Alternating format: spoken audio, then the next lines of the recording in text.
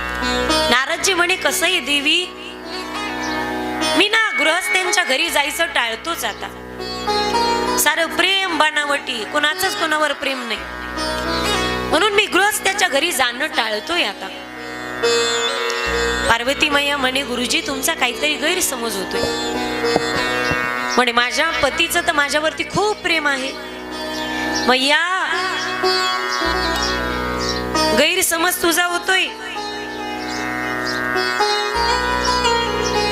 अगं तुझी चुकीची समजुती की तुला वाटतं भोले बाबा तुझ्यावर प्रेम करतात.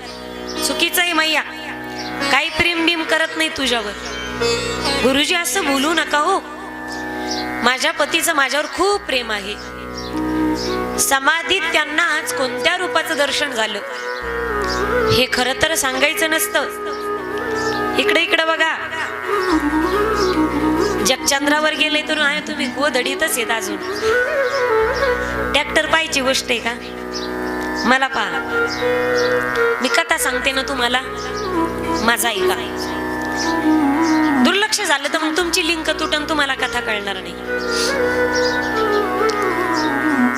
म्हणे बनावटी प्रेम आहे सगळं. मैया म्हणते नाही, अहो समाधीत आज कोणतं दर्शन झालं त्यांना ध्यानामध्ये, ते रूप सांगायचं नसतं. माझा नवरा घरी आला की आधी मला सांगतो कोणत्या रूपाचं दर्शन झालं. खरं तर गुरुमंत्र सांगायचा नसतो, पण माझ्या पतींनी त्यांचा गुरुमंत्र सुद्धा मला सांगितलं. सांगा, जगात कोणता नवरा आपल्या बायकोवर एवढं प्रेम करतो? जगात प्रेम बनावटी असेल गड्या, पण माझ्या पती इतकं प्रेम जगात कोणता पती पत्नीवर करू शकत नाही. म्हणे मैया तुझे पती तुला सगळं सांगतात का? म्हणे हो. मग हेही सांगितलं असेल की गळ्यामध्ये रुंड माळा का घालतात, अंगाला चिता भस्माची पट्टी का ओढतात, आणि हेही सांगितलं असेल की त्यांचं आधी एक लग्न सुद्धा झालेलं होतं, तर लावली ककळ, पार्वतीची आग गेली तळपायाचे मस्त करा. येऊ दे म्हणे, भाकरच देत नाही आता. कोणाला? नवऱ्याला. पार्वती मैयाला आला राग. नारदजी मैया म्हणे मैया माझं काम निघालं, मला एक काम आठवलं म्हणे, मी चाललो. आता खरं काम झालं होतं ना, आग लावायचं. निघाले कैलासावरून, कैलासाच्या पायथ्याला भेटले भगवान भोले बाबा. नारदजी म्हणतात भोले बाबा, पार्वती मैया वाट पाहते तुमची. आता भोले बाबा विचारतात, जिथून नारदा तू निघालास त्या गृहस्थाची बायको त्याची वाट पाहणार नाही तर काय पाहणार आहे? आता तू निघालास म्हणजे काय रिकामा निघाला असेल का? कळ लावून स्वभावच आहे तुझा. भोले बाबा लक्षात घेता, याने नक्की काहीतरी कळ केली. आज घरात भांडणं म्हणजे भांडणं होणारच आहे. भोले बाबा गेले, भूक लागली होती. आवाज दिला, पार्वती मी आलो ग. पार्वती मला पाणी आण. म्हणे हा आलात ना, बरे आलात. आता मला वाटतं येतात की नाही घरी. पार्वती मला तहान लागली. पार्वती शेंगदाण्यासारखी, त्या भाकरी सारखी फुगून बसली ना. पूर्वी भाकरी फुगायच्या, आता करणारीनच फुगती. भाकर फुगू नाही फुगू. पार्वती मैया रुसून बसली, बोलायला तयारच नाही. पूर्वी रुसाईचे सुद्धा महल होते, रुसाईचे. आताही नाहीत का? आता प्रत्येक रूम ठरलेली, फक्त नाव चेंज झाली. बसायची खोली हॉल, झोपायची बेडरूम, जेवायची किचन रूम. नाव बदललीत फक्त. आता पूर्वीच्या खोल्या आती, आता सुद्धा तुम्ही सगळ्या रूम बांधतात, सगळ्या. फक्त एकच बांधत नाही, रुसाईची खोली तेवढी जरा बांधून ठेवत जा. आता गुरुजींनी नवीन बांधकाम चालू केले. गुरुजी मला वाटतं आम्ही बांधून बसतो घर, आता आमच्या घरात जागाच नाही रूम बांधायला. निदान तुम्ही तरी एखादी एक्स्ट्रा खोली बांधा. आजची कथा ऐकू. पार्वती मैया बसली रुसून. भोले बाबा म्हणतात पार्वती मला तहान लागली ग, पाणी तरी आण. ही बोलायलाच तयार नाही ना. रुसली, प्रचंड राग आला. माझ्यापासून लपून ठेवते तो ही गोष्ट. अंगाला भस्माची पट्टी ओढतीत काय, गळ्यात रुंडमाळा घालतीत काय, आणि अगोदर एक लग्न झालेले कपटी कुठले.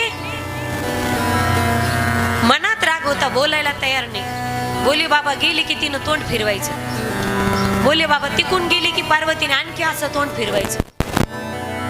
बोले बाबा पार्वतीला लोटांगण घालत होते, बोलायलाच तयार नाही. पार्वती भूक लागली ग पार्वती. नाही देऊ जेवायला नको देऊ, पण निदान पाणी तर दे ना प्यायला. नसेल केला स्वयंपाक तू, निदान पाणी तर दे मला प्यायला, बाहेरून आलोय मी. पार्वती म्हणे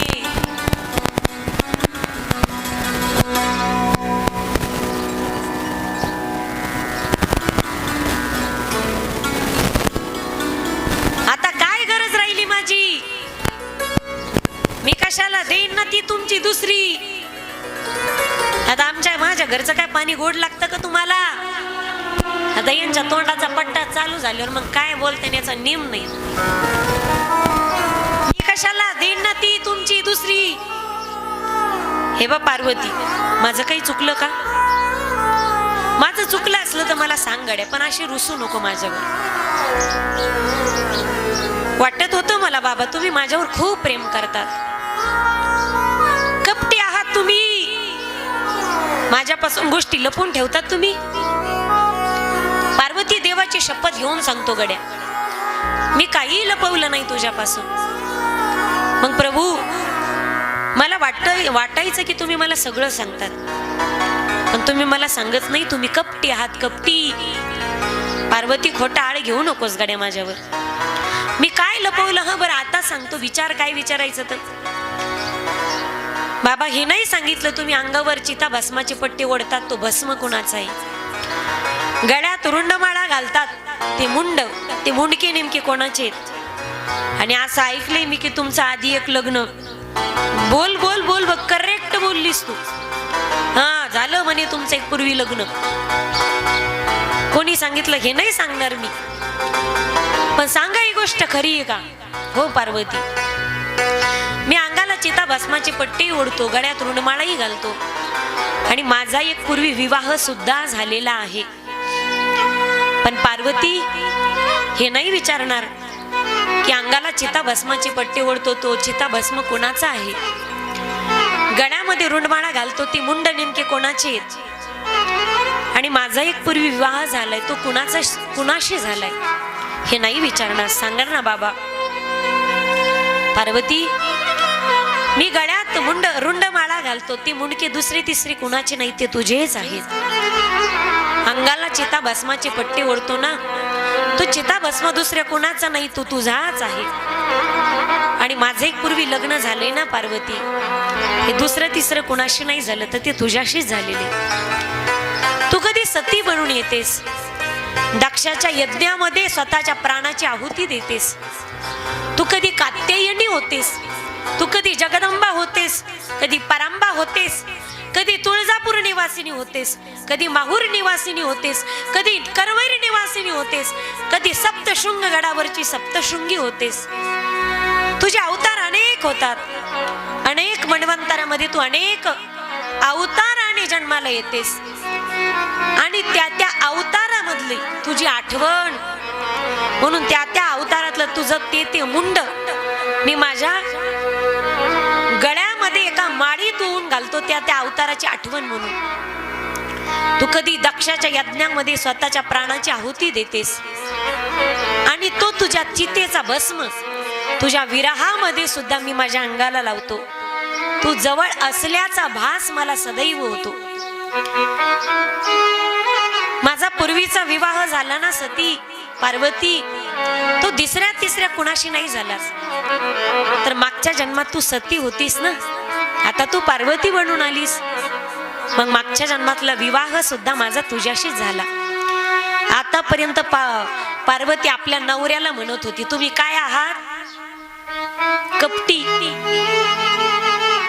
आता एवढं सगळं सांगितल्यावर म्हणे मला वाटलं तुम्ही कपटीच आहे, तुम्ही तर महाकपटी झालं का. आता मला वाटलं कपटी, तुम्ही तर महाकपटी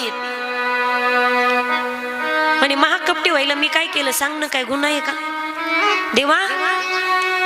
म्हणजे मी अनेक मन्वंतरामध्ये जन्म घेते, म्हणजे मी जन्म घेते मरते, जन्म घेते मरते, जन्म घेते मरते, म्हणजे मी मरते.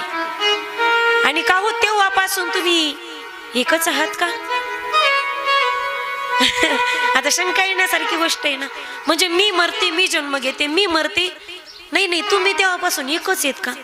म्हणे हो, मी एक आहे. तुला मारावं लागतं, मी अमर आहे.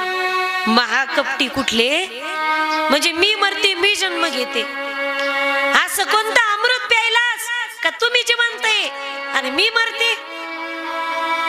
भोले बाबांचे डोळे सजल झाले. लक्षात आलं, पार्वती मी खरंच अमृत प्यायलो ग, मी अमृत प्यायलो म्हणून मी अमर झालो. महाकपटी कुठले? आपण एकटे अमृत पिते, मला देत नाहीत. बाबा मलाही द्या ना ते थोडेस अमृत, मलाही अमर व्हायचंय. तुमच्यासारखं मला सुद्धा अमर व्हायचंय, मला नाही मरायचं. बाबा मलाही द्या ना ते थोडस अमृत आहे, असेल जर शिल्लक तर. भोले बाबांचे डोळे सजल होतात. पार्वती लक्षात येते, हिला कथा ऐकायची इच्छा आहे. पार्वती आज तू प्रश्न करणारे, पण तुझ्या प्रश्नाने जगाचा उद्धार होणार आहे. हो पार्वती, का मिळू शकत नाही तुला ते अमृत? ते अमृत तुला देण्याची वेळ आली, पण पार्वती ते कथामृत देत असताना एकांतात द्यावं लागतं. कारण ही ब्रह्मविद्या आहे ना, ब्रह्मविद्या एकांतात जाऊन सांगायची असते. पार्वती मैया आणि भोले बाबा एकांतात जातात. त्या ठिकाणी कथा प्रारंभ होते, पण भोले बाबा लक्षात घेतात, पार्वतीला तुला झोपायची सवय आणि मला डोळे झाकून कथा सांगायची सवय. आणि तू कथा ऐकते, मला कसं कळल? तू जर मध्ये झोपली तर मग काय करायचं? कथा ऐकताना दोघांनी ऐकायची असते. जे आरतीचे यजमान असतात ना, आरतीचे यजमान आलेले आहेत का? आलेले आहेत का? आरतीच्या यजमानांनी कथा जोडीने ऐकायची असते. त्यांनीच नाही, सगळ्यांनी कथा जोडीने ऐकायची असते. पण तुम्हाला सांगते, तुमची संख्या आहे पण यांची संख्या कमी. पण उद्यापासून प्रत्येक स्त्रीने आपल्या नवऱ्याला सांगायचं, कारण कथा ऐकण्यासाठी शिव आणि सती, शिव आणि पार्वती दोघं सोबतच असतात. त्या सतीनं आपल्या पतीला म्हणायचं, सत्या, सती सत्याच ना, सतीनं म्हणायचं, सत्या उद्यापासून कथा ऐकायला चालायचं, रिकाम्या उन्हाडक्या करायच्या नाही. तुम्हाला सांगू इथं भाग्यवान येतात गड्या. आता काही नसतील शेतातली कामं, एवढ्या उन्हात तुम्ही खरंच शेतात कामं करतात. रुमाल झटकून जळकोटला जाणारे अनेक आहेत, कथा न ऐकता.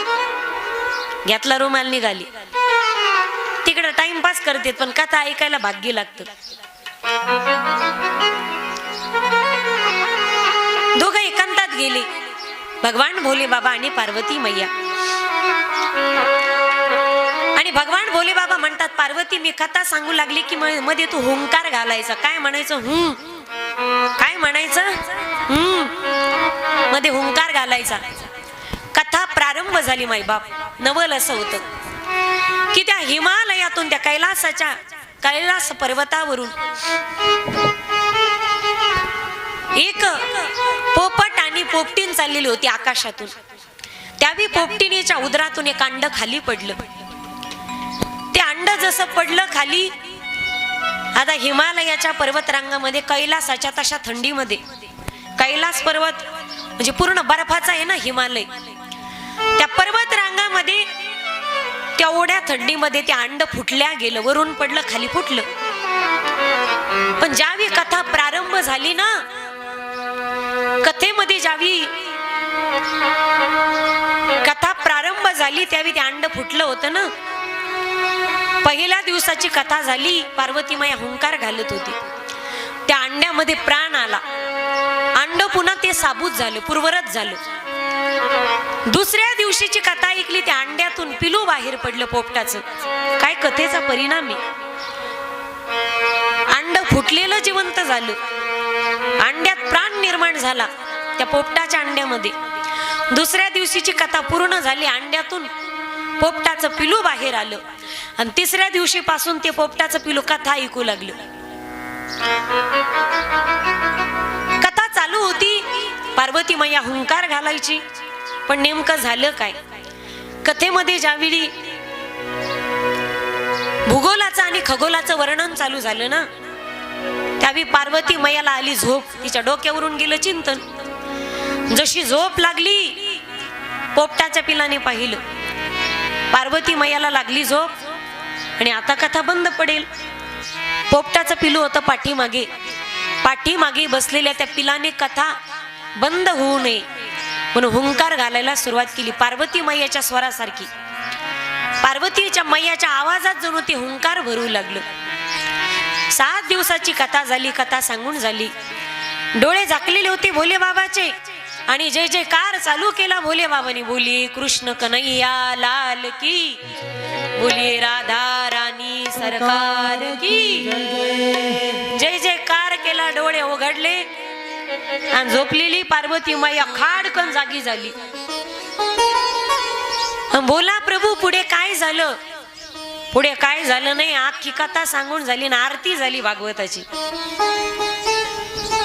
पार्वती तू कथा नाही ऐकली म्हणे, 5व्या दिवशीच मला झोप लागली. पार्वती तू जर झोपली होती तर मग हुंकार घातला कोणी? मी तर डोळे झाकलेले होते, तू तर हुंकार घालत होतीस. मग हुंकार तुझा तर बंद नाही पडला. मग तू जर झोपली होतीस तर कथेमध्ये हुंकार कोणी घातला? कथा तर पूर्ण झाली. पाठीमागे पाहिलं, एक पोपटाचं पिलू होतं. राग आला भोले बाबांना. ब्रह्मविद्येची चोरी केली याचा नाही राग आला. कथा ऐकताना कथा वक्त्याच्या मागे बसून ऐकली म्हणून राग आला. कथा ऐकताना कुठं बसून ऐकायची नसते, इकडं तिकडं आपले वक्त्याच्या समोर बसून कथा ऐकायची असते. पाठीमागे बसून कथा ऐकली. रागाच्या भारामध्ये जे त्रिशूळ उचललं आणि पोपटाच्या अंगावरती फेकलं. छोटस पिलू एवढं घाबरलं, त्याने तिथंच आपला प्राण सोडला. शरीर तिथंच पडलं. सूक्ष्म रूप घेऊन धावलं ते पोपटाचं पिलू. कैलास पर्वताच्या खाली आलं. व्यास महर्षींचा आश्रम होता शम्याप्राश. व्यासांची पत्नी सुलजा माता प्रोनिता हिनं जांभळी देण्यासाठी तोंडाचा आ केला होता. जसा आ केला त्या पोपटाच्या पिलाने सूक्ष्म रूपाने, आता शरीर सोडलं होतं ना, त्याचा आत्माच फक्त पळू लागला होता.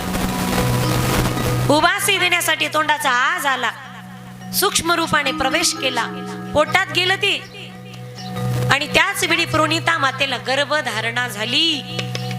भगवान श्री पूज्यपाद शुकाचार्य पोटामध्ये वाढू लागले. 1 महिना नाही, 5 महिने नाही, 9 महिने होऊन गेले. 1 वर्ष, 2 वर्ष, 5 वर्ष, 10 वर्ष, 11 वर्ष, 12 वर्ष झाले.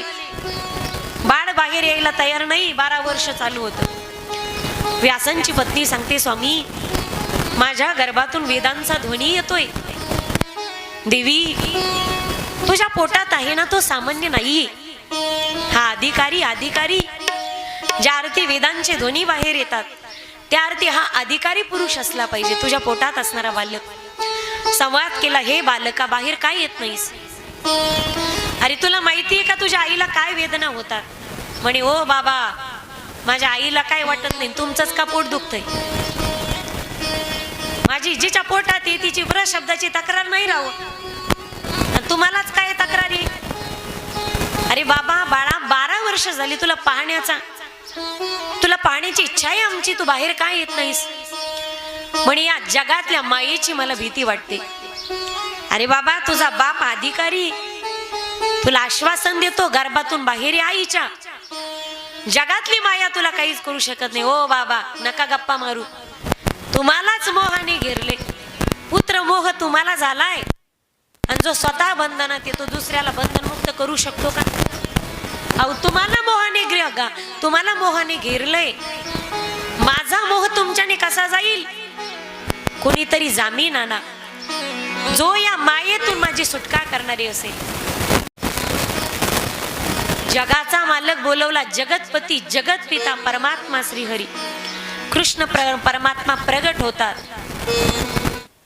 परमात्मा श्री श्रीकृष्ण परमात्मा प्रगट होतात आणि आवाज दिला, अरे सुबोध बालका, हॅलो, मी तुझ्याशी बोलतोय.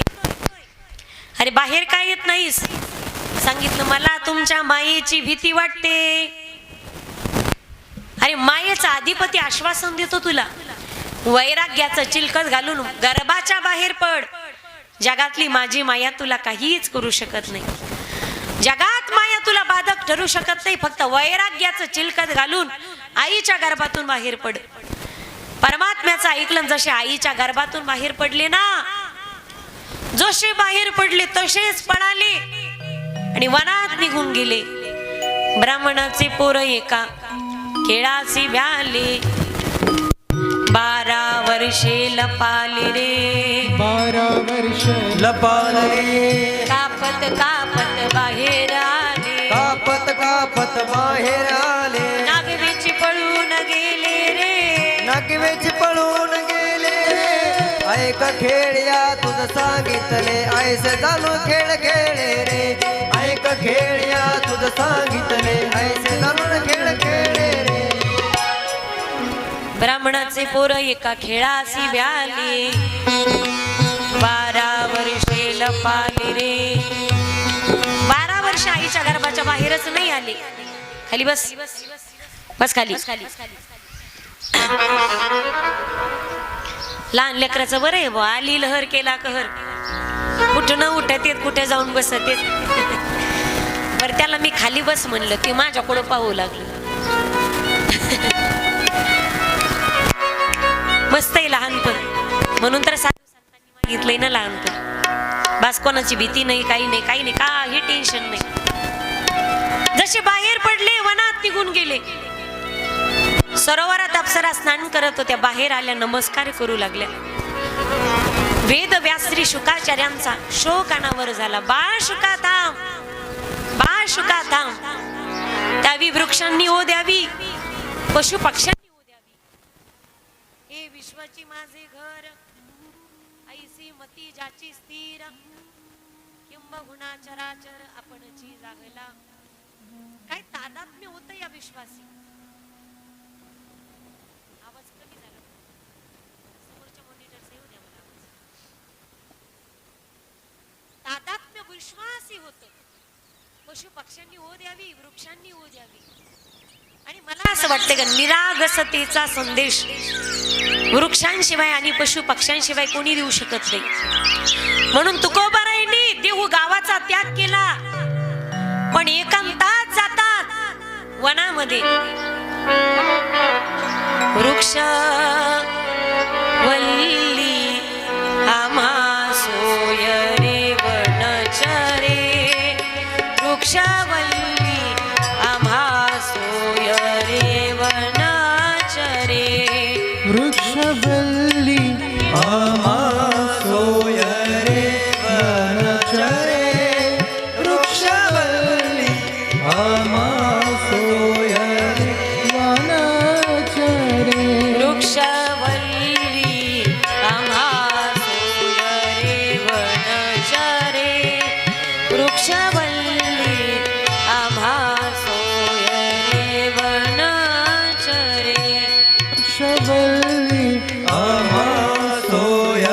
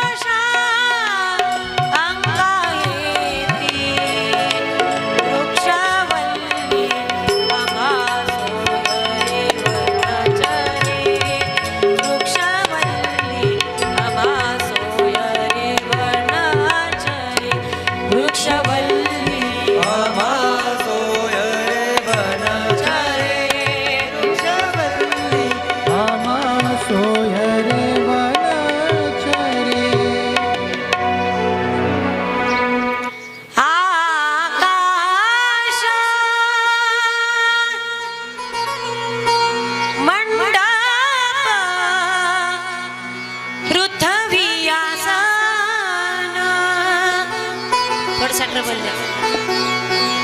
रमे तेथे मन क्रीडा करी, रमे तेथे मन क्रीडा करी, वृक्षवल्ली आम्हा सोय रे वनचरे, वृक्षवल्ली आम्हा सोय रे वनचरे. वनात निघून गेले, जन्माला आले आणि वनात निघून गेले. समाधी लावली, ध्यान करू लागले.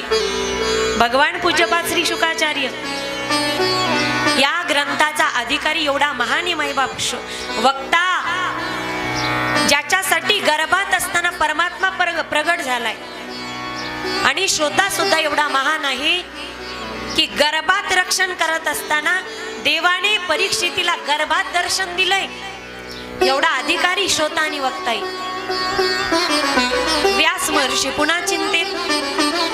आधी ग्रंथ निर्माण नव्हता झाला तरी चिंता, ग्रंथ निर्माण झाला तरी चिंता, ग्रंथाचा वक्ता जन्माला आला तरी चिंता. ग्रंथाचा वक्ता जन्माला आला पण वनात निघून गेला. पूज्यपाद श्री व्यासजींनी आपल्या काही शिष्यांना या भागवताच्या अर्ध्या श्लोकांची संहिता दिली. थोडस ट्रबल द्या. आणि ते शिष्य वनात जायचे संहिता गोळा करण्यासाठी. आणि श्री शुकदेवजी ज्या ठिकाणी ध्यानात बसलेले असायचे ना, तिथं जाऊन अर्ध्या श्लोकांचं गायन करायचे. श्लोक इतके गोड असायचे की ते ऐकून शुकाचार्यांची समाधी उत्थान व्हायची. आणि ते वर्णन ऐकून प्रत्यक्ष तो परमात्मा श्री हरी समोर उभा राहायचा. जायचे ते शिष्य आणि श्लोकांचं गायन करायचे. बरहा पीडम नटवर वपुः कर्णयो कर्णिकारं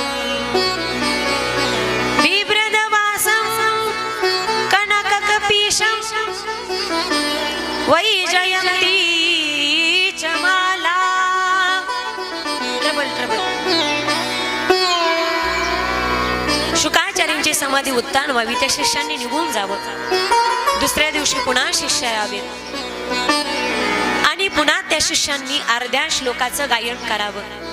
थोडा कडक आवाज द्या दादा. ट्रबल, गेन, बिको आणि रिटर्न. अहो वकियम स्तनकालकूटं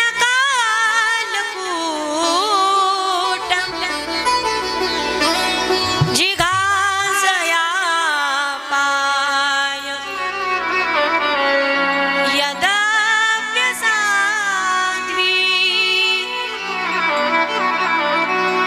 लेवे गतिं दातृजितां ततोऽन्यं तं वा दयालुं शरणं व्रजेम. अरे पुढचं गाणं आणखीन. आमच्या गुरुजीने आम्हाला एवढं शिकवलं. तुम्हाला असं पाहिजे असेल ना, आमच्या गुरुजीच्या आश्रमामध्ये गोण्याची गोण्या भरलेले. एक दिवस त्या शिष्यांचा मागोवा घेतला. मंद मंद पदन्यास करत शुकाचार्य आश्रमामध्ये येतात. येऊन पाहिलं तर आपल्याच वडिलांचा आश्रम आहे. आपल्या वडिलांना पाहिलं समोर. व्यासांनी आपल्या पुत्राला पाहिलं समोर. एवढा आनंद झाला, डोळे भरून आले. आपल्या पुत्राला छातीला धरून कवटाळलं. परीक्षा घेण्यासाठी जनकाकडे पाठवलं, विदेही जनकाकडे. कारण भागवत द्यायचंय ना. भागवताचा अधिकारी, भागवताचा वक्ता हा अधिकारी असला पाहिजे. भागवताची 18,000 श्लोकाची संहिता अर्पण केली शुकदेवजी महाराजांना. पण भागवताचा अधिकारी दिगंबर. शुकदेवजी भगवान दिगंबर येत ना, दिगंबर अवस्था आहे. अंगावर एकही वस्त्र नाही. एक कौपीन फक्त धारण करण्यासाठी असा रुमाल फेकला आणि तो रुमाल फक्त धारण केला. विचार करा मायबाप, ज्या शुकाचार्यांना एका वस्त्राची आसक्ती नव्हती ते शुकाचार्य भागवताशिवाय राहू शकत नाही. भागवत जणू जीव की प्राण त्या भक्ताचा. एवढं प्रेम आहे भागवतावर शुकदेवजी भगवंताचं. आता ग्रंथ निर्माण झाला, ग्रंथाचा वक्ता निर्माण झाला, ग्रंथाचा श्रोता आपण पाहणार आहोत. महाराज परीक्षितीचं चरित्र. आणि महाराज परीक्षितीचं चरित्र पाहण्यासाठी आपल्याला भारतातून थोडंसं महाभारतात जावं लागेल. जाऊ, पण आरतीपर्यंत आणून सोडते मी तुम्हाला. भुका लागल्या का? नाही ना? ऐकायचंय ना? आणि उद्याची कथा आपण थोडीशी लवकर घेऊ, 1 वाजता चालू करू. तुम्ही म्हणले तर आपण 12:30ला बी चालू करू. तुमची ऐकायची मानसिकता पाहिजे. फक्त मला कीर्तन असलं तर तुम्ही ऍडजस्ट करा. मी खाली असेल, मला प्रवास लांबचा नसेल तर मग मी तुम्हाला सांभाळून घेईन. आणि ज्या दिवशी मला कीर्तन असेल त्या दिवशी तुम्ही मला सांभाळून घ्या. जमेल ना? एकदा प्रेमाने बोला, राधे राधे. आवाज नाही आला ग माय तुमचा. हे समोर मंदिर कशाचं आहे? गणपतीचं. आता जो व्यक्ती म्हणणार नाही त्याला मारुतीराय पाहून घेईन. गेले मारुतीराय पाहून घेईन त्या व्यक्तीला जो म्हणणार नाही आता राधे राधे. बेठे बेठे सावधान. राधे राधे. बेत्यात गड्या, देवाला बेत्यात. नवऱ्याला नका घाबरू, पण निदान देवाला तरी भेट जा.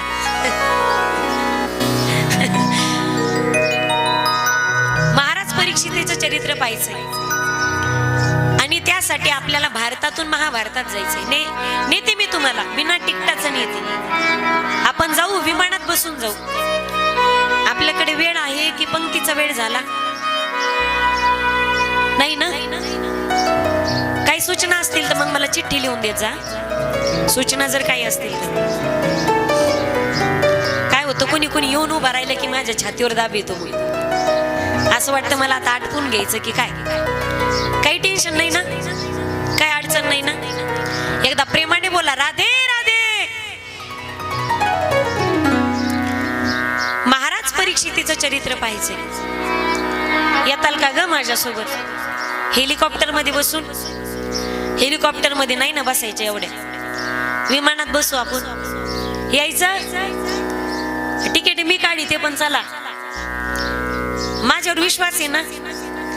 पोरग सोडून देईन तुम्हाला कुठं तरी, पण पोरगी नाही सोडू देणार कुठं. ती आणून सोडी ती बरोबर. आरतीला बरोबर तुमच्या घरी येतं, तुम्हाला मंडपात आणून सोडी. हेलिकॉप्टर हजर झालं बरं का. ज्याला ज्याला यायचंय त्यांनी बोटवर काय बघा बरं, हात वरती घ्या. अरे बापरे, म्हणजे तयार आहेत तुम्ही. थोडस महाभारतात चला, चित्र डोळ्यासमोर घ्या. महाभारताचं युद्ध संपन्नतेला चाललंय. इथं दिसते का मी तुम्हाला? ते काय करा असं झालं डेकोरेशन, पण ते श्रोत्याच्या माझ्या मध्ये मध्येच येते. आज मी दिसते का इकडच्यांना? हे पुढं आलंय का जरासं? घेतलंय ना? पण पुढं आलं त्याचा गैरफायदा घ्यायचा नाही. ग्रंथ कोणी रंगवायचा नाही 7 दिवस. हा, सांगून ठेवते बरं का तुम्हाला. इथं हळदी कुंकू वाहून जास्त ग्रंथ खराब कोणी करायचा? उद्यापासून मला स्वच्छता दिसली पाहिजे. माझ्या धाका भेणं ते बिचारे एक काका, मी याच्या आत त्यांनी सारं स्वच्छ केलं. पण मी पाहिलं होतं ना, तुम्ही बराच गोंधळ केलता इथं समोर, बराच गोंधळ केलता. त्यांना उद्यापासून टेन्शन देऊ नका, पुरुष मंडळीला. महाभारताचं युद्ध संपन्नतेला चाललंय. महाभारताचं युद्ध संपूर्ण संपन्न झाले. दुर्योधनाच्या मांडीवरती भीमाची गदा बसलेली होती. एकट्या महाभारताचा नायक भीम होता आणि जखमी अवस्थेमध्ये शेवटच्या घटका मोजत होता दुर्योधन. तेवढ्यात अश्वत्थाम्या गेला आणि आणि अश्वत्थामेने विचारलं, मित्रा, जर मी सेनापती असतो ना तर तुझ्यावरती एवढी वाईट परिस्थिती कधीच आली नसती. दुर्योधन म्हणतो, अश्वत्थामा, आज मी तुला सेनापती पद देतो, बोल माझ्यासाठी तू काय करशील? अरे तुझे शत्रू आहेत ना पांडव, आत्ताच्या आत्ता जातो सपासप वार करतो, तुझे 5ही शत्रू एकाच वेळी संपून टाकतो. तावाने अश्वत्थाम्या निघाला. पांडव आपल्या शयनगृहामध्ये शयन करू लागले होते. अश्वत्थाम्या निघालाय पांडवांना मारण्यासाठी. पण देवाला किती चिंता आहे माईबा पांडवाची. आज देवाने सांगितलं पांडवांना, मला तुमच्याशी काहीतरी महत्वाची चर्चा करायची. म्हणून देवाने 5ही पांडवांना आपल्या गृहातून त्या शयन कक्षातून उठवलं आणि चर्चा करत करत थोडस लांब घेऊन गेले. तेवढ्यामध्ये द्रौपदी मातेने पांडवाची जी पांडवापासून झालेली 5 पुत्र होती ना, ती 5ही पुत्र त्या शयन कक्षामध्ये आणून झोपवली. एका रांगेत ती 5 बालकं झोपलेली होती. अश्वत्थाम्या आला, हातात शस्त्र होतं आणि अंधारात त्याला कळालंच नाही पांडव झोपलीत की पांडवाची मुलं झोपलीत. एका रांगेत झोपलेली ती मुलं होती. सपासप शस्त्राचा वार केला आणि झोपेत असलेल्या त्या बालकाची मुंडकी उडवली आणि 5ही मुलांची ती मस्तक घेऊन दुर्योधनाच्या समोर हजर झाला. बघ मित्रा, एका क्षणात तुझी 5ही शत्रू संपवलीत. हे बघ तुझे 5ही शत्रू. दुर्योधनाला विलंब सहन होईना. अश्वत्थामा, आत्ताच्या आत्ता मला माझ्या हातात आधी भीमाचं मस्तक दे, मला मेलेला भीम पाहायचा. दुर्योधन उतावीळ झाला. अश्वत्थामेने भीम म्हणून भीमाच्या मुलाचं मस्तक हातात दिलं. हातात घेतल्या क्षणी असं दाबलं, कचकन टरबुजासारखं फुटलं ते मस्तक. अश्वत्थाम्या, अरे काहीतरी चुकतंय तुझं. हे भीमाचं मस्तक असू शकत नाही. अरे माझ्या कित्येक गदा वाकल्यात तुटल्यात याच्या मस्तकावर, पण भीमाचं मस्तक एवढं बलवान आहे आणि आज हाताने तुटलंय ते टरबुजासारखं. मशिलीच्या उजेडात पाहिलं ते भीमाचं मस्तक नव्हतं, तर ते भीमपुत्राचं मस्तक होतं. या दुर्योधनाला आधी आनंद झाला होता की पांडव मेलेत, पण ज्यावेळी कळालं नाही याला पांडव नाही पांडवाचा मुलगा मेलाय, ही तर पांडवाची पुत्र आहेत 5, दुःख झालं. आधी आनंद झाला होता, मग दुःख झालं. आनंद आणि दुःख एकाच वेळी झालं. दुर्योधन म्हणतो, अश्वत्थाम्या, माझं वैर होतं ते पांडव पुत्राशी, पांडवाशी होतं. माझं वैर पांडव पुत्राशी नव्हतं. आमच्या घराण्यात पिंडदान करण्यासाठी सुद्धा कोणी शिल्लक राहिला नाही रे अश्वत्थाम्या. आनंद आणि दुःख एकाच वेळी झालं आणि त्यातच दुर्योधनाचा अंत झाला. इकडे द्रौपदी माता ज्यावी त्या कक्षात जाऊन पाहते ना, रक्ताच्या थारोळ्यामध्ये तिला आपल्या मुलाचा मृतदेह पडलेला दिसला. त्यावेळी द्रौपदी मातेने शोक करायला सुरुवात केली. धावा, वाचवा, माझ्या 5 मुलांना कुणी मारलं? अरे कुणी केलं असेल हे कृत्य? माता शिशूनाम निधनम सुतानाम निशम्य घोरा परितप्यमाना. द्रौपदीचा तो आवाज ऐकला आणि सर्व धावत आले. रक्ताच्या थारोळ्यात पाहिली ती 5 बालकं. दैवाचा दुर्विलास कसा आहे पहा माईबा. जगाचा मालक असणारा कृष्ण परमात्माजीचा भाऊ आहे. हे ब्रह्मांड नष्ट करील एवढं सामर्थ्य असणारा ज्या द्रौपदीचा एक पती, असे 5 पती जिचे, आणि स्वतः क्षात्र तेजाने संपन्न असलेले ते 5 बालक. पण आज अश्वत्थाम्याच्या हातून मरावं लागलं त्या बालकांना. कोणी केलं असेल हे कृत्य? भीमदादा म्हणतात की पार्वती, तू आमच्या पुरुषार्थाची निर्भत्सना करू नकोस. मला माहितीये कृत्य कोणी केलं असेल. आत्ताच्या आत्ता जातो त्या अपराधाला तुझ्या समोर पशुसारखा बंदिस्त करून आणतो. रागाच्या भरात निघाले भीमदादा. देवाने सांगितलं, अर्जुना, अश्वत्थाम्याकडे ब्रह्मास्त्र शिल्लक आहे, तो त्याचा वापर करायची शक्यता आहे. भीमदादा निघालेत रागा रागात, तू त्यांचा पाठलाग कर. अश्वत्थाम्या पाहिला भीमदादाने, भीमदादा समोर, अर्जुन मागे, दान दान दान दान पावलं टाकत निघाले. दुरून पाहिलं भीमाला येताना, अश्वत्थाम्याने ब्रह्मास्त्र सोडलं. देवाने सांगितलं, अर्जुना अश्वत्थाम्या जर ब्रह्मास्त्र सोडत असेल तर तू मागे पुढे पाहू नकोस, तू सुद्धा ब्रह्मास्त्र सोडलं पाहिजेस. अर्जुनाने ब्रह्मास्त्र सोडलं, दोन ब्रह्मास्त्र एकत्रित आले. दोन ग्रह गोलांची टक्कर व्हावी, दोन ग्रह एकमेकावरती आदळावेत. दोन ब्रह्मास्त्र एकत्र आले. पृथ्वीचा थरथर काप होऊ लागला, पृथ्वी कंपायमान होऊ लागली, धुळींचे लोट उठू लागले, ढगांचा गडगडाट, विजांचा कडकडाट, समुद्राच्या लाटा उंचच्या उंच उसळू लागल्या. दोन ग्रह एकत्र आले, दोन ब्रह्मास्त्र एकत्र आले. आता पृथ्वीत प्रलय होतो की काय, हे ब्रह्मांड नष्ट होतं की काय, अशी स्थिती निर्माण झाली. साऱ्यांची छाती धडधडायला लागली. त्यावेळी देवाने सांगितलं, अर्जुना ब्रह्मास्त्राला नमस्कार कर आणि ब्रह्मास्त्र परत घे. अर्जुनाने ब्रह्मास्त्राला दोन्ही हात जोडून नमस्कार केला.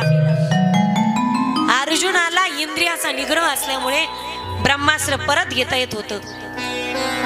अश्वत्थाम्याला मात्र इंद्रियाचा निग्रह नसल्यामुळे द्रोणाचार्याने त्याला फक्त ब्रह्मास्त्र सोडायची विद्या सांगितली होती, ब्रह्मास्त्र परत घ्यायची विद्या शिकवली नव्हती.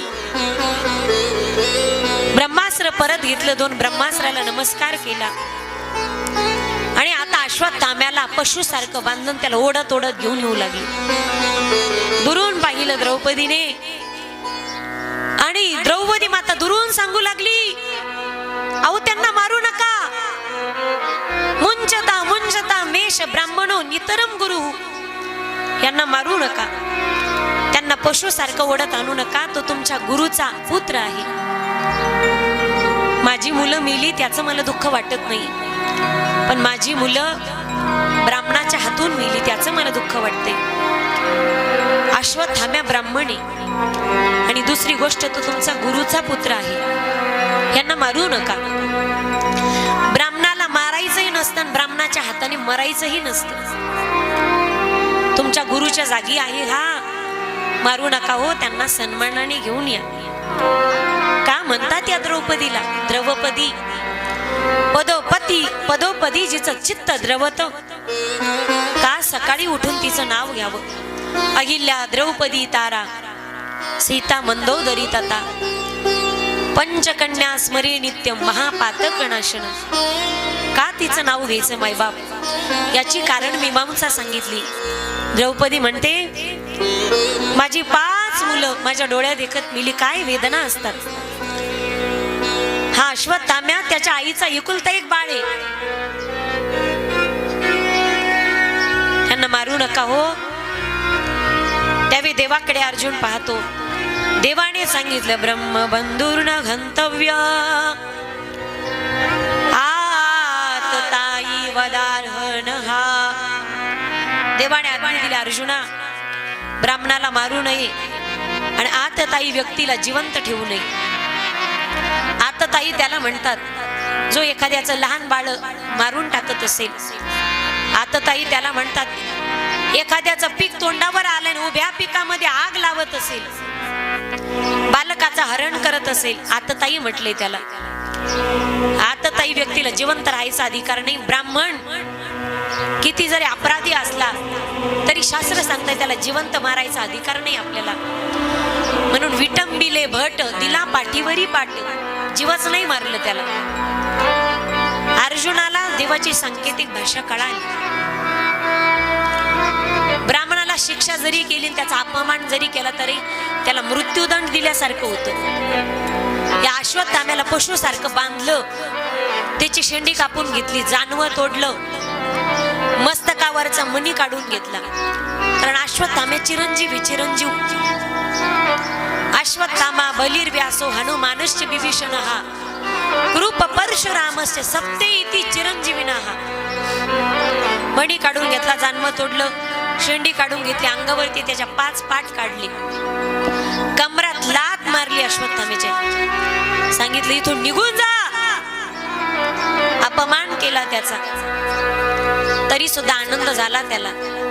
मी पांडवाचा बदला घेतला. कोणीतरी त्याच्या कानात येऊन सांगितलं, मूर्खा, बावळाटा, अरे नको जास्त आनंद करू. अजूनही पांडवाचा वंशज उत्तरेच्या गर्भात अभिमन्यूचा पुत्र वाढतोय. ही गोष्ट कळाली आणि ब्रह्मास्त्राचा भाग शिल्लक होता ना, त्या ब्रह्मास्त्राचा तो भाग सोडला. उत्तरेच्या गर्भाच्या दिशेने लोखंडी बाण निघाला. तो उत्तरेच्या गर्भावरती आक्रमण करू लागला. जणू सर्वांगाला अग्नी लागावा अशी उत्तरेची अवस्था झाली. जळे माझी काया लागला वनवा, जळे माझी काया लागला वनवा, जळे माझी काया लागला वनवा, जळे माझी काया लागला वनवा, जळे माझी काया लागला वनवा. धावरे केशवा माया बापा, जय हो.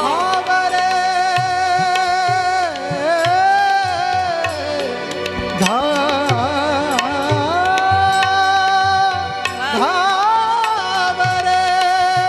धावरे धावरे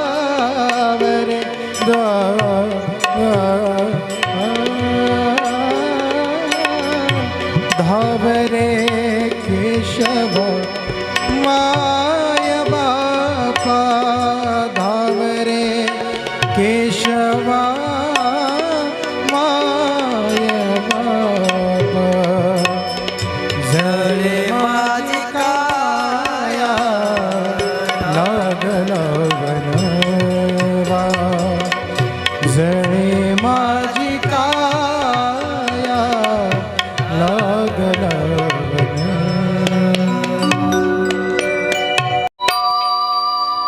17 वर्षाची कोवडी उत्तरा, जिच्या पोटात होता गर्भ, तिनं धावा केला परमात्म्याचा. पाही पाही महायोगी, देव देव जगत्पती, नान्यं त्वद्भयं पश्ये, यत्र मृत्यु परस्परं. पाही पाही महायोगी, देव देव जगत्पती. 17 वर्षाची कोवडी उत्तरा धावते, देवाचा धावा करते. देवा, तो लोखंडी बाण माझ्या गर्भाला जाळत फिरतो रे देवा. सर्वांनी पाहिलं, उत्तरा पळत येऊ लागली. कशासाठी? देवाने पाहिलं, विचारलं, उत्तरे काय झालं? देवा, पोटात भयंकर वेदना होतात रे. आता वाटतंय माझा गर्भ, तो लोखंडी बाण त्या गर्भाला जाळतो की काय. देवा, माझं रक्षण कर रे. देव विचारतात, उत्तरे, तुला तुझी सासू नाही आठवली? तुला तुझी आजी सासू कुंटी नाही आठवली? तुला तुझे 5 सासरे नाही आठवले? तुला मीच का आठवलो? देवा, माझ्या कुंती सासूनेच मला सांगितलं रे देवा, संकट काळी ज्यावेळी संकट तुझ्यावरती येईल ना, त्यावेळी कोणाला न शरण जाता एकट्या परमात्मा श्री हरीला शरण जा. आणि ही उत्तरा देवाची अनन्य भक्त आहे. उत्तरा देवाची अनन्य भक्त आहे. मायबाप, 5000 वर्षापूर्वी उत्तरा मातेने समर्पण कसं असावं ना, हे सांगितलं. जरा लक्ष देऊन ऐका मातांनो. ज्या बाईचा वारंवार गर्भपात होत असेल ना, त्या बाईने उत्तरा चरित्र ऐकावं. देवाने ज्या उत्तरेच्या गर्भात जाऊन उत्तरेच्या गर्भाचं रक्षण केलंय ना, ते चरित्र ऐकावं तिने. म्हणून लक्ष देऊन ऐका मायबाप या उत्तरेचं चरित्र. देवा, मी दोन्ही हात जोडते रे तुझ्या समोर. देवा, माझं रक्षण कर. उत्तरे, तुला माहिती ना माझं खातं मी काही घेतल्याशिवाय कोणाला काही देत नाही. एकदा प्रेमाने बोला गड्या, राधे राधे.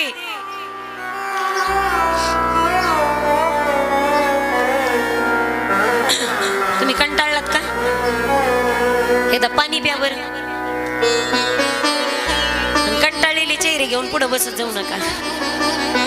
रेस चेहरे ठेवायचे. आणि ज्याला झोप येते त्याने मागं बसायचं. एकदा प्रेमाने बोला, राधे राधे. घडेल मळेल सारखे हात वर घ्यायचे नाहीत. एकदा ताटपणी, एकदा वर. इकडच्या तुम्हाला काय वाटलं माझं लक्ष नाही का तुमच्याकडं? वर घ्या हात. आणि मोठ्याने झोप गेली पाहिजे. राधे राधे.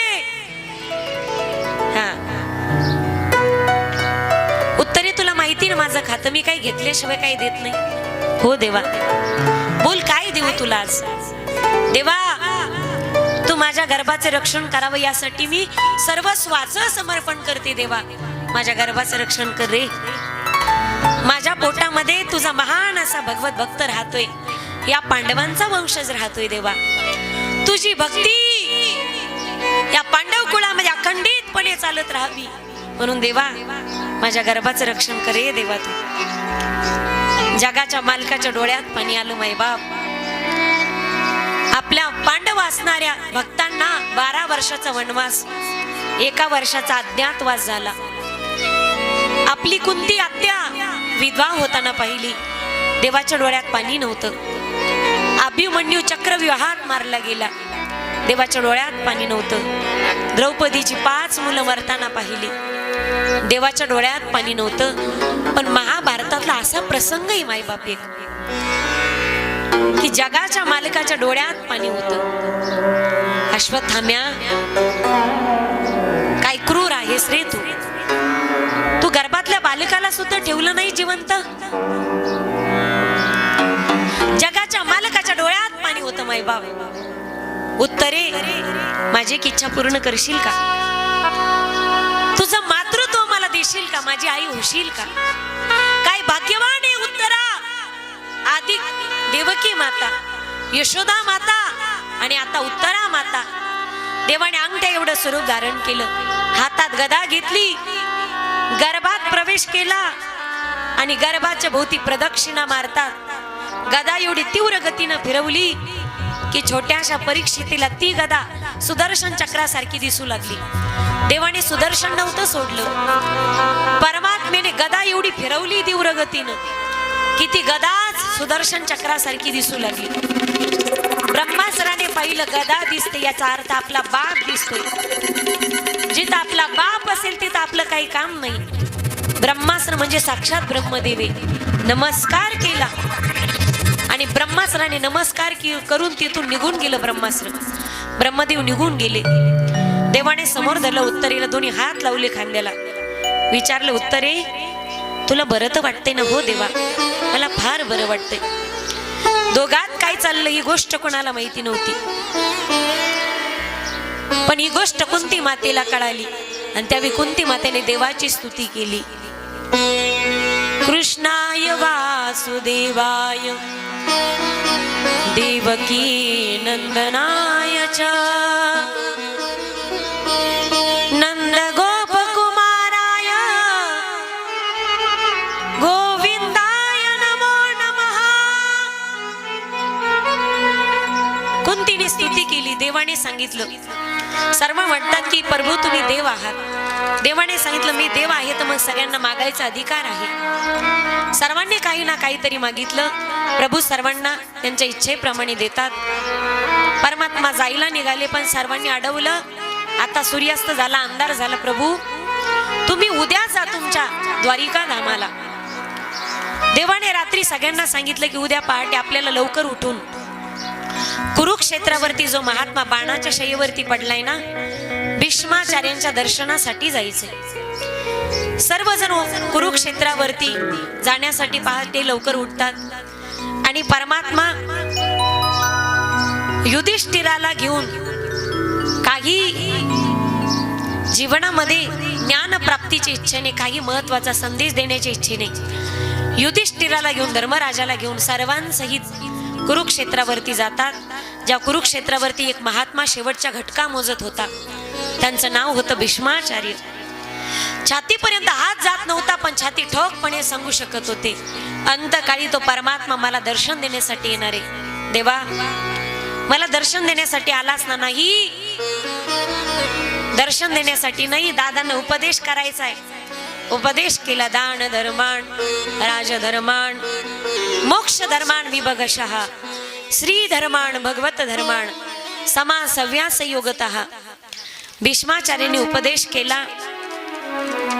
देवाला विचारलं, मला बाणाची शय्या का? तुम्ही पापाचार डोळ्याने होताना पाहिला, द्रौपदीचं वस्त्र डोळ्याने पाहिलं ना, म्हणून बाणाची शय्या आहे तुम्हाला.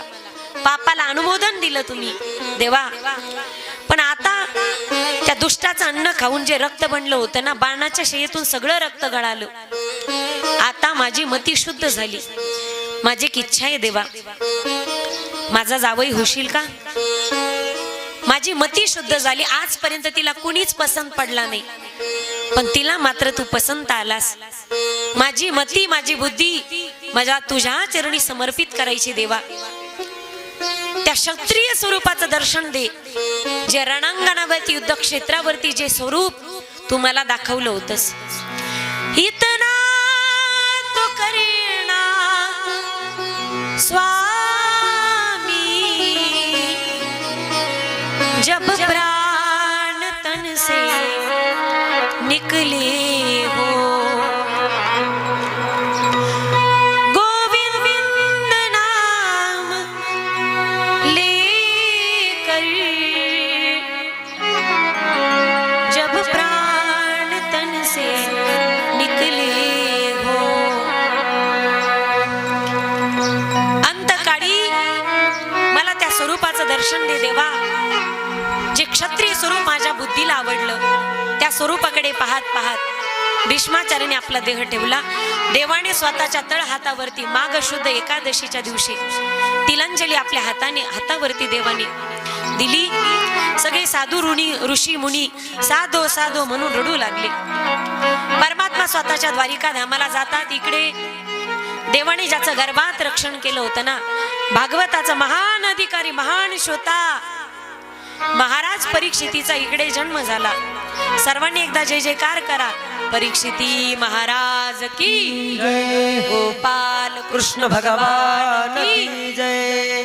देव येतात अंगड टोपडं घेऊन. लहान लेकरू पाहताना रिकाम्या हाताने पाहायचं नसतं. देव येतात, नाव ठेवलं त्याचं विष्णू रात. परीक्षित हा परीक्षण करू लागला म्हणून परीक्षिती. परमात्म्याने बालक पाहिलं, पुन्हा द्वारिका धामाला निघून गेले. देवाने निजदाम गमनाची तयारी केली. अर्जुनाला ही वार्ता सांगितली. पांडवांनी आपल्या नातवाचा राजा परीक्षितीचा राज्याभिषेक केला आणि स्वतः स्वर्गारोहणाची तयारी करतात. पांडवांनी स्वर्गारोहण केलं. ज्या कलियुगाला घाबरून पांडवांनी आपला गाशा गुंडाळला होता ना, त्या कलीला बांधून पुढे 30 वर्ष राज्य करणारा म्हणजे राजा परीक्षिती महान राजा होता. हा सत्य प्रतिज्ञ होता, जाणता राजा होता. आपल्या प्रजेचं पुत्रवत पालन करायचा. एक दिवस कुरुंजांगल प्रांतामध्ये दिग्विजय करण्यासाठी गेला. त्यावेळी त्याने पाहिलं, एका बैलाचे 3 पाय तुटलेले होते, एकाच पायावर उभा होता. काळ्या कभिन्न वर्णाचा माणूस त्याला चापकाचे फटके मारत होता आणि एक गाई दिनवाणी होऊन विनवणी करत होती त्या काळ्या कभिन्न वर्णाच्या पुरुषाची. हा काळ्या कभिन्न पुरुष कोण होता? हा कली होता. एका पायावर उभा असणारा बैल धर्म होता आणि प्रार्थना करणारी ती गाय ही पृथ्वी माता होती. कलीमध्ये धर्म पिडला जातो. त्यावेळी या राजाने कलीला शासन केलं, त्याला बांधलं, पण तो शरण आला. तो शरण आला त्यावेळी त्याला थोडस ढिल्लं केलं. सांगितलं इथून निघून जा. त्या कलीने विचारलं, महाराज मी निघून जातो, पण नेमके मी राहावं कुठं? कलीला का शासन केलं नाही? कारण जसं घोड्यात खोड्या असतात पण त्याच्या कंठामध्ये जर देवमन असेल तर त्या 72 खोड्या वाजा होतात. कलीला काही स्थान दिली. ज्या ठिकाणी द्यूत होत असेल त्या ठिकाणी तू जाऊन राहा. ज्या ठिकाणी मद्यपान होत असेल त्या ठिकाणी तू जाऊन राहा. हिंसा, वेश्यागमन 4 स्थान दिले, पण त्याचं पोट भरेना. राजानं सांगितलं सोन्यात जाऊन राहा. तेव्हापासून कलीने ठरवलं ज्या ठिकाणी पत्ते खेळले जातात त्या ठिकाणी कली असतो. दारू पिली जाते, दारूत कलीचा वास आहे. भांडणं होतात तिथे कलीचा वास आहे. वाम मार्ग कलीचा वास आहे. आणि ज्या ठिकाणी सोनं लुबाडून मिळवलेलं सोनं, दुसऱ्याचे मुंडके मिळून मिळवलेलं सोनं, दुसऱ्याचा काटा काढून मिळवलेलं धन, हुंड्यात मिळवलेलं धन, हुंडा कलीचा वास आहे त्याच्यामध्ये. कली निघून गेला, पण तुझा मी कधीतरी बदला घेतल्याशिवाय राहणार नाही. आज राजाने आपल्या पूर्वजांच्या कोशागर पाहिला. जरासंधाचा मुकुट होता, मस्तकावर धारण केला, लुबाडून आणलेला होता हा. कलीने सूक्ष्म रूपाने प्रवेश केला. मती फिरली, विचार फिरले. कधी न शिकारीला जाणारा राजा शिकारीला गेला. दिवसभर सावज मिळालं नाही. शमीक मुनींच्या आश्रमात गेला. शमीक मुनी ध्यानस्थ होते. महाराज मला पाणी मिळेल का? 3दा म्हणला, पण ऋषी समाधीत होते. राग आला, बाणाच्या टोकावरती मेलेला सर्प घेतला, शमीक मुनींच्या गाड्यामध्ये घालून टाकला, निघून गेला तिथून. ऋषीपुत्र ज्यावेळी शृंगी आला, आपल्या समाधीत असणाऱ्या बापाच्या गाड्यात मेलेला सर्प पाहिला ना, राग आला. ज्याने कोणी हे कृत्य केलेलं असेल येत्या 7 दिवसात त्याचा मृत्यू तक्षक सर्पदंशाने होईल. शाप देऊन टाकला. राजा घरी गेला. मुकुट काढला त्यावेळी जाणीव झाली आपल्या हातून अघटित घडलं. शमीक मुनीची समाधी उत्तान झाली त्यावेळी कळालं माझ्या पुत्रानं राजाला शाप दिला. गौरमुख नावाच्या शिष्याकरवी निरोप पाठवला, राजा तुला ऋषीचा शाप आहे. ही गोष्ट कळाली. राजाने सर्व संघाचा परित्याग केला. वल्कल वस्त्र परिधान केले. जन्मेजयाचा राज्याभिषेक केला. सर्व राज्याला लात मारली. वनाचा रस्ता धरला आणि गोमती नदीच्या तीरावर एका विशाल वटवृक्षाखाली राजा येऊन बसला. धरणं धरलं. सर्वांना विचारतोय 7 दिवसात ज्याचा मृत्यू असेल त्यांनी कोणती साधना करावी. नारदांनी मध्यस्थी केली आणि शुकदेवजी भगवंताला त्याचा उद्धार करण्यासाठी भागवत तुम्ही सांगावं असं शुकाचार्यांना विनवणी केली. त्या सगळ्या ऋषी मुनीमध्ये 16 वर्ष ज्यांचं वय आहे, सुंदर दिव्य ज्यांची कांती आहे, कुरळे कुरळे ज्यांचे केस आहेत, मेघश्याम ज्यांचा वर्ण, अजान वायू आहेत, जणू परमात्मा श्रीहरी प्रगट व्हावेत असे मंद मंद पदन्यास करत मंद मंद सुगंधित वारा वाहतोय. आणि राजाचा उद्धार करण्यासाठी त्या सगळ्या ऋषी मंडळीमध्ये भगवत पूज्यपा श्री शुकाचार्य शुकदेवजी भगवान प्रगट होतात. सर्वांनी मोठ्या प्रेमाने जय जयकार करा. शुकदेवजी भगवान की जय. गोपाल कृष्ण भगवान की. उच्चासनावरती बसवलं, पाद्यपूजा केली. राजाने प्रथम स्वतःचं पाप प्रगट केलं. महाराज या शरीराकडून साधूची निंदा घडली. 2 प्रश्न विचारले. माणसाने सदा सर्वदा काय करावं आणि मृत्यू समीप आल्यावरती काय करावं.